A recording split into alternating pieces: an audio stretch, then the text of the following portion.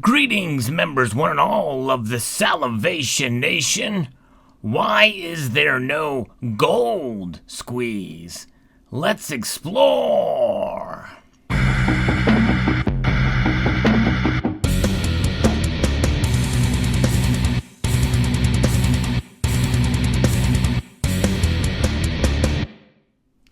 I recently saw an interview with the founder of Wall Street Silver. And it was quite a fascinating interview, and he was asked about the beginnings and the foundations and why the silver squeeze is happening and why it's been such a big hit. It's been quite encouraging to see many new people join the movement of precious metals. And for those of you who know that I have been in silver for quite a long time, still continue to accumulate the metal. But my primary focus over the last few years, especially in terms of stacking per se, has been in the area of gold. And so the question has been asked, why is there no gold squeeze? And I think it's a good question, and I believe the answer is multifaceted. In fact, in reference in that interview, the founder of Wall Street Silver mentioned that, gold is not the focus because even though he's not against gold, and gold has been mentioned on that forum, in fact, people have been showing their pickups and showing the actual pieces of gold that they have accumulated as well as silver. But why aren't they squeezing gold? And I'm squeezing this gold right now, and that's one of the answers why there's no gold squeeze, because when I squeeze it, it doesn't compress. You know what I mean? When your fingers touch the metal, it does not compress and I know that sounds like a silly answer, but you think about it, the density of the metal is quite fascinating. There's a lot of weight and value in a small space, and that pertains to some of the reason why people aren't squeezing gold. Not only because of its physical characteristics, but because of the fact that gold has a lot more value than silver. And that will always be the case, which makes it very difficult to accumulate the metal, especially when you take into account that if you see a piece of gold here that's literally a half a gram in size, that costs more than that costs more than an ounce of silver these days. Well, that is something that should give you an indication as to why the general populace isn't working to squeeze this yellow metal. And it is less affordable in smaller sizes. And so therefore, the psychological aspect of being able to accumulate the metal or any appreciable levels of it provides for an area of not feeling like you're having as much of an impact. Even though gold is considerably rarer than silver. Now, it also should be said that with all of the silver that has been bought with the silver squeeze movement, there is a purpose there, and that purpose is to try to have an effect on the paper markets or the electronic markets or the COMEX, forcing them, squeezing them out in order to provide a settlement for delivery. And that is a notable reason, and that would be much harder to do for newer folks for the gold movement because of the amount that you would have to buy with the amount of money that you put into it. So it is quite an understandable reason from that aspect in terms of the number of ounces and the amount of metal out there, especially considering that so much of it is utilized in the industrial sector. All the various uses of silver that are out there, well, they need physical silver. And so if we as investors do accumulate the physical, we are putting a pressure or a squeeze in those markets. And there are some skeptics, but there are also some people that feel like that if it happens for a long enough amount of time, that they could have a true impact. But notwithstanding the other reason why that gold isn't being squeezed from our end. In other words, the members of different social media communities, but also stackers in general, is because it's happening on the other end. That's right. The big banks, the biggest of all the banks, which is the central bank of central bankers, is called the Bank of International Settlements.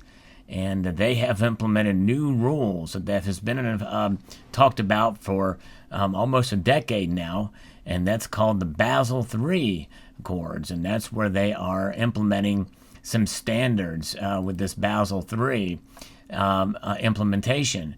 And that is moving, in the process of moving gold from a Tier 3 asset down to a Tier 1 asset. And this is where it's going to come down to a tiered approach, pun intended there, because this is not happening all at once. But in April of 2019, they have effectively recognized gold as a Tier 1 asset. In other words, it is on par with any other asset out there that are considered 1-to-1. In other words, each dollar, in other words, the dollar is Tier 1 asset, cash. Each one of those dollars represents what is backed by their central bank. There is no ETF for the dollar. The dollar is what it is. And the same thing for recognizing gold off their balance sheets, which is called, this is implementation of what's called the net stable funding ratio. And there's a date that's coming up in the summer that is going to be quite a move by many different banks and many different nations to this standard, where they're going to be meeting it on June 28th of 2021. The NSFR will be implemented by the Bank of International Settlements then. And that is going to be coming, which is some people say that's going to greatly revalue gold, because it means that in order for gold to be recognized, that any paper assets, they must be backed by the physical. And that is something that obviously with an average, roughly about 100-to-1 right now, we know that's the case with many commodities out there. But in order to be in that standard, to be recognized by the Bank of International Settlements, you must have that 1-to-1 ratio between gold and the electronic or paper assets that recognize it. And so what will this do to gold's price? Well, there's many of us that feel that it will go up in price. In fact, really, it's gone up for several years now, and it has really performed quite well. Now, obviously, the pandemic has played a role, but there's other factors too that have been occurring since before the pandemic arose that I believe have moved us in this direction. And so this is something to take into account, that this squeeze has been happening on the other end. It's not us that's doing it in some aspects here, but it is definitely something that's been put out by the Bank of International Settlements. We are starting to see nations, and I've talked about this on this channel, where many nations around the world have been stockpiling more gold, and I believe it's in preparation for this. China being one of them. Poland is one of the latest to do it in recent times, but they've done it even before. So I think it's going to be quite interesting to see how this plays out as we move towards the summer. Do I believe that it's going to greatly increase the price once the June 28th rolls around? Likely not, because everybody's anticipating, at least the ones that are the central bank nerds, people who pay attention to this are certainly they're anticipating it. So in some sense, the prices are baked in, and these are ratios and things like that happen kind of outside of the purview of regular ETFs and the like, and special drawing rights and the like there. So likely it may not be the special date that will cause gold to skyrocket, but I believe that when you see that, you will find more and more gold moving into the vaults of these big central banks, and less of it being available for investment purposes or for jewelry and the like. And I think that is something to take into account that could have an effect on the price as well as all the other normal factors. And so this is why I have always been of the mind that we should be our own central bank. And I think if there's any time for us to accumulate precious metals, it's probably when we see these dips that we've been noticing. And I believe that that is going to do well for us to be able to have more and to be our own central bank in these particular times. And I believe it is also wise for those silver stackers to think about diversifying into some gold as well. And by the way, I think that all of this news about gold being recognized and further implementing itself in reality as these accords before even Basel IV starts, I think it will bode well for silver in the long run as well too. It'll be the time where silver will be able to ride the coattails of gold even further, even though many people feel that if this squeeze is implemented on the silver side, that gold may ride the coattails of silver. We'll see how it all plays out, but nonetheless, it is fascinating indeed, and I think it's interesting to see how this is all being played out, and it's exciting to watch and exciting to witness and be a part of as we begin to make our move in the world of precious metals and to empower ourselves, to separate ourselves in a sense from the financial institutions that many of us feel enslave us, or at least indebt us. Well, debt is slavery, right? And so this is a way to have yourselves on the positive side and to have something that has been recognized as money for millennia, and that is gold indeed. And so I believe that they're squeezing it from their end. Hey, why not? Why shouldn't we squeeze it from this end as well too? And I've been on essentially a gold squeeze since about 2017, and will continue to do so until I reach some goals. That does not mean I'm stopped buying silver. It does not mean I'm not a fan of silver. I do accumulate it, but I mostly accumulate it for some collections or just to have some pieces that I like.